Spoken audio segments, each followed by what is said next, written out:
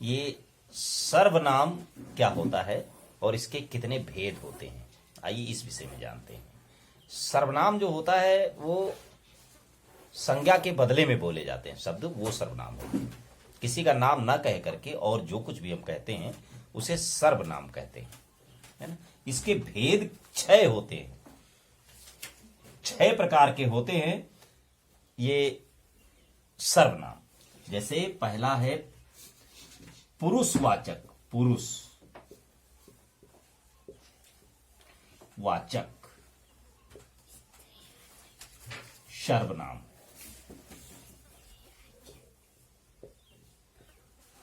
ये पुरुषवाचक सर्वनाम। 2 नंबर पर होता है निश्चयवाचक,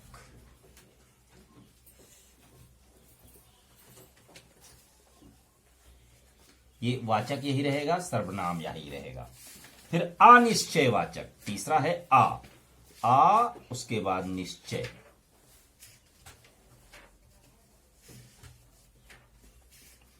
वाचक सर्वनाम। फिर है संबंधवाचक,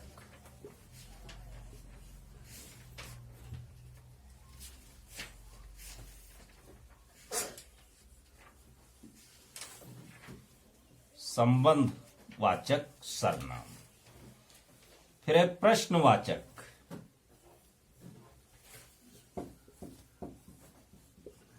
सर्वनाम। फिर निजवाचक,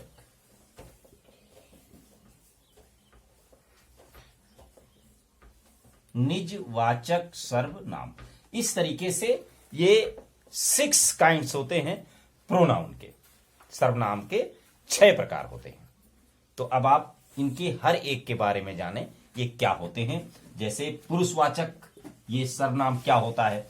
जब हम कोई बात कहते हैं, कहने वाला कोई या उस बात को सुनने वाला या अन्य कोई जो होता है, वो उनके लिए जो शब्द प्रयोग किए जाते हैं वो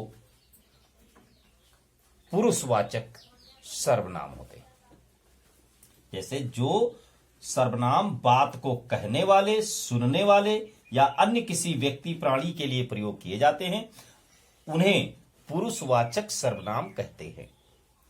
दूसरा है, अब इसके भी कई भेद होते हैं पुरुषवाचक के, ये मैं कल अगले वीडियो में डालूंगा।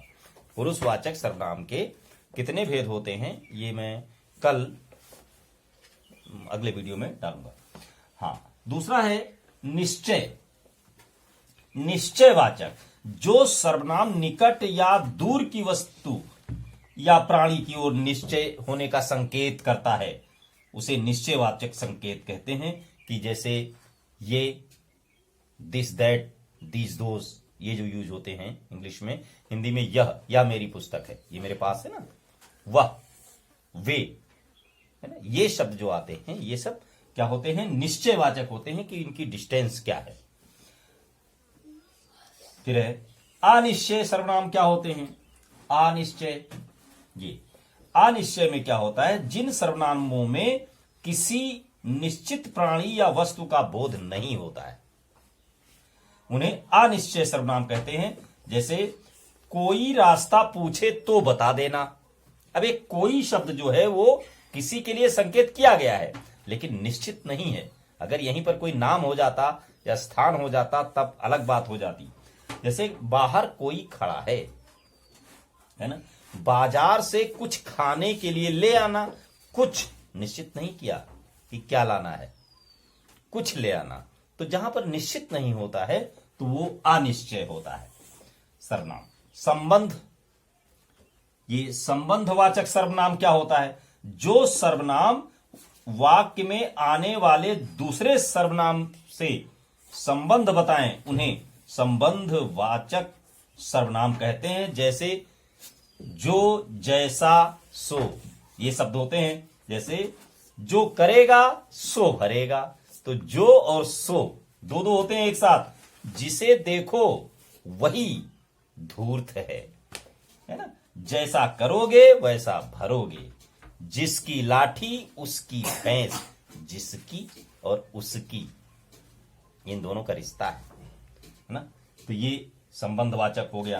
अब प्रश्नवाचक में, वाक्य में जो सर्वनाम प्रश्न पूछने के लिए प्रयोग किए जाते हैं, प्रश्न है ना, प्रश्न, प्रश्न पूछने के लिए जो प्रयोग किए जाते हैं उन्हें, जैसे कौन, भाई किसी का नाम ही होगा कौन, कौन ये सर्वनाम है और ये प्रश्नवाचक सर्वनाम है। किसको, किसने, ये जो शब्द हैं ये प्रश्नवाचक सर्वनाम है।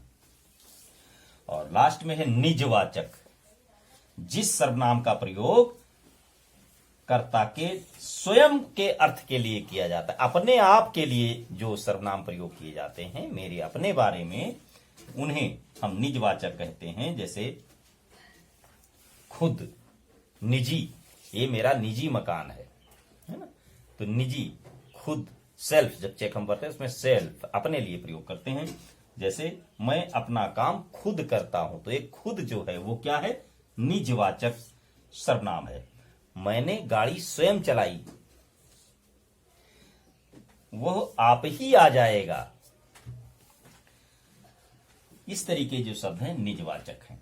तो अब इनमें इनकी सबकी परिभाषा लिखिए और सबका दो दो उदाहरण लिखिए और ये सर्वनाम कितने प्रकार का होता है वह लिखिए।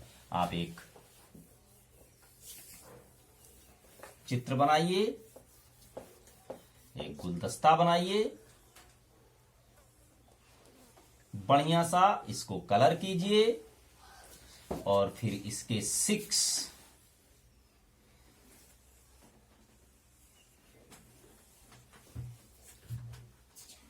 6 पार्ट बनाइए और सबको इस गुलदस्ते से जोड़ दीजिए।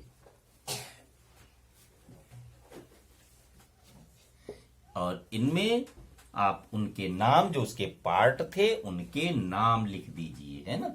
यहां लिखिए सर्वनाम के भेद, है ना, काइंड्स ऑफ प्रोनाउन, यहां पर काइंड्स ऑफ प्रोनाउन लिखिए और 6 होते हैं और 6 के नाम इनमें लिखिए। अगर मान लीजिए इसमें छोटा सा नहीं आ रहा है तो लंबी सी ऐसे बना लीजिए, ये सब अब तो आ जाएगा। इस तरीके से जब आप लंबी लंबी पत्तियां बना लेंगे, पत्ती टाइप का शेप दे दीजिए तो जरूर आ जाएगा। इसमें अपने हिसाब से चित्र बना सकते हैं और इनमें उनके नाम लिखिए और सही सही साफ साफ लिखिए, जिससे समझ सकें आप भी और जो देखे उसे भी बहुत अच्छा लगे। फिर उस ऐसा गुलदस्ता बना करके मम्मी पापा को दिखाइए, देखिए मजा आएगा। बने रहिए मेरे साथ, धन्यवाद।